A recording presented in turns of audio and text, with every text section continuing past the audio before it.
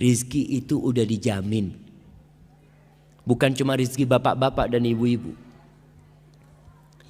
Pernah ngelihat rayap ibu-ibu? Subhanallah. Tahu-tahu meja di rumah sudah habis dimakan rayap. Memang rizkinya rayap itu. Nah, Allah mengatakan di dalam surah Hud ayat 6, "Wa ma min dabbatin fil ardi illa 'ala Allahi rizquha wa ya'lamu mustaqarraha wa mustawda'aha kullun fi kitabim mubin."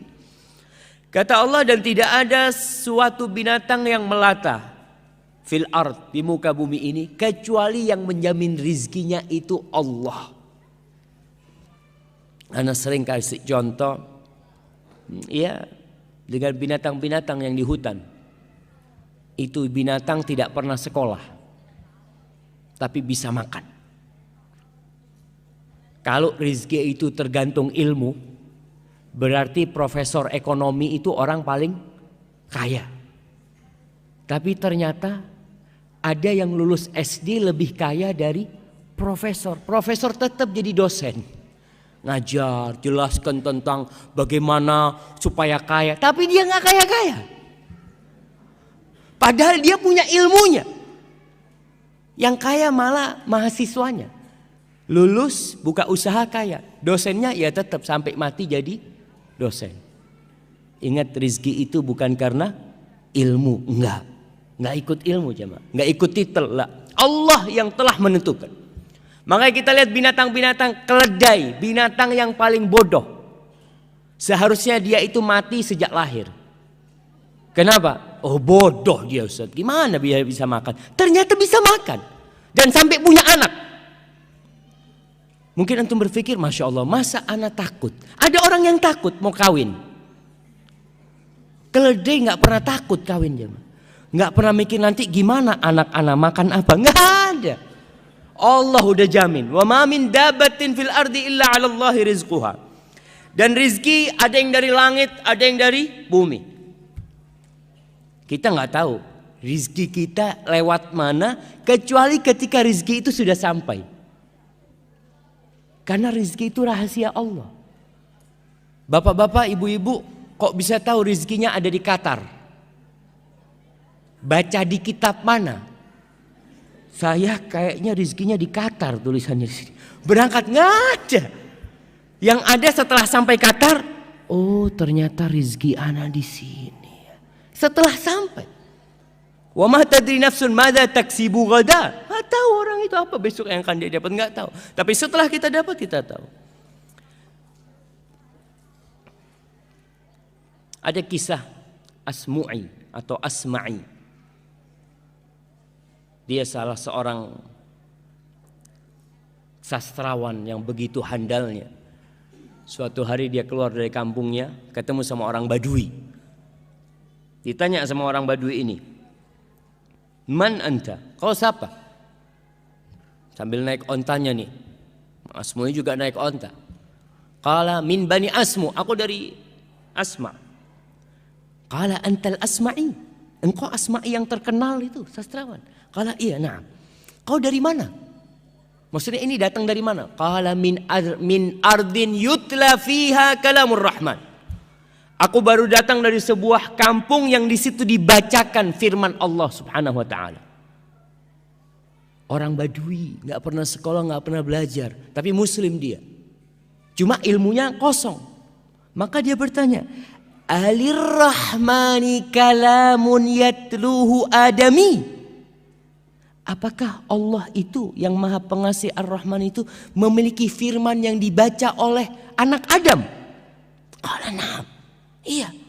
Coba kau bacakan. Kepingin dengar Al-Quran.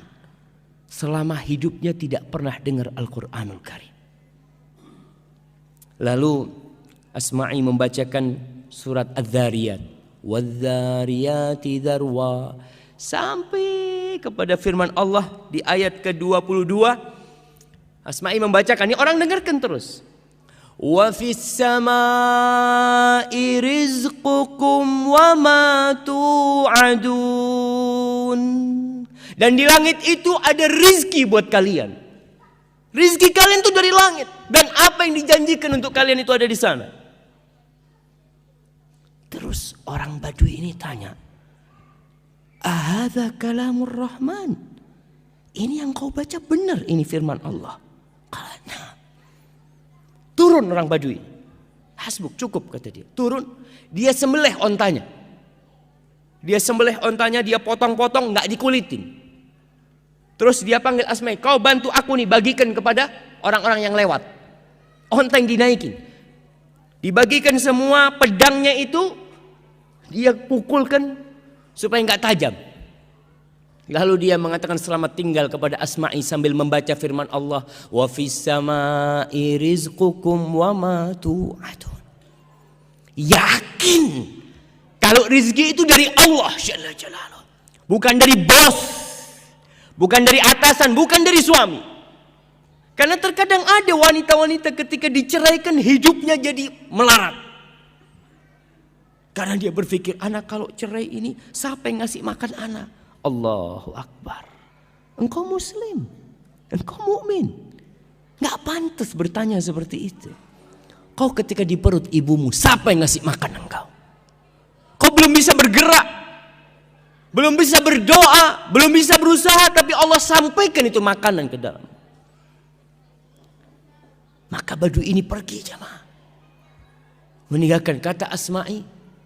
Ajib kata dia, aku berulang kali baca ayat ini tapi tidak membekas di hatiku. Tapi ini orang Badui pertama kali dia dengar, langsung menumbuhkan keimanan. Dan kita tahu itu salah satu khasiat kalamullah. Idza tuliyat alaihim ayatuhu zadathum imana wa ala rabbihim yatawakkalun. Tuh, orang-orang beriman apabila dibacakan kepadanya ayat-ayat Allah, bertambah keimanan mereka.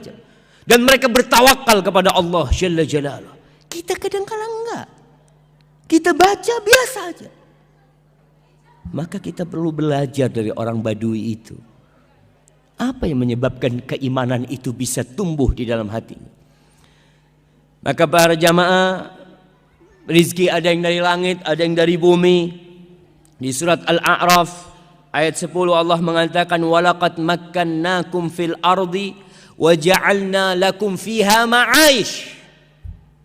Kita telah menempatkan kalian nih, memposisikan kalian di bumi, dan kami menjadikan buat kalian penghidupan di sana, di bumi ini.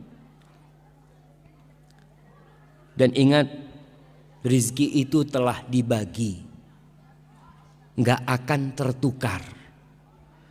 Rizki itu bukan sandal. Kadangkala kita pulang dari masjid sampai rumah, ini sandal siapa yang anak pakai? Kok kayaknya kebesaran? Rizki bukan sandal sehingga tertukar, nggak ada.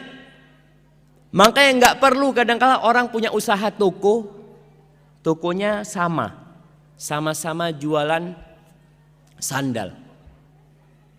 Yang satu ketika ngelihat orang datang, ini masuk ke toko yang mana nih? Masuk ke toko sebelah. Allah, seharusnya itu ke sini seharusnya. Bukan. Memang dia ke sana rizkinya dia. Kalau rizkimu dia akan datang ke sana. Kau tutup, diketuk pintunya. Kalau itu rizkimu, rizki nggak bakal tertukar. Allah mengatakan, nahnu qasamna bainahum ma'isyatahum fil hayatid dunya. Di surat Zukhruf ayat 32. Nih kita kajian udah berapa ayat nih yang kita dengar. Tapi ada bekas enggak di diri kita? Kadang-kala enggak. Maka kalau belum ada bekas, ayatnya ditulis, pulang dibaca. Mungkin penjelasan Ustadz kurang lengkap, kurang sempurna sehingga tidak membekas di dalam jiwa. Maka antum perlu untuk baca lagi. Baca tafsir Ibnu Katsir, baca tafsir At-Tabari. Apa yang mereka katakan tentang ayat yang dibacakan tadi? Kata Allah, kami yang membagi di antara mereka penghidupan mereka. Fil hayat, Allah yang bagi. Para jamaah, kalau pembagian rezeki itu diserahkan ke Bapak Dubes umpamanya, Kira-kira antum dapat semua enggak?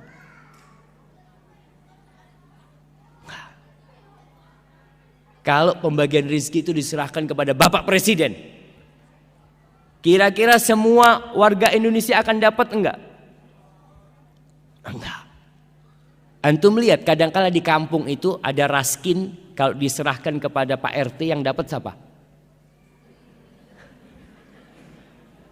Yang dapat siapa? Ya udah kerabat-kerabat dia. Karena manusia nggak bisa, Allah yang bagi. Allah, kata Allah, nahnu, bukan kalian yang bagi. Karena kita itu punya sifat kikir, punya apa, tapi Allah itu karim, Allah jawad, subhanallah.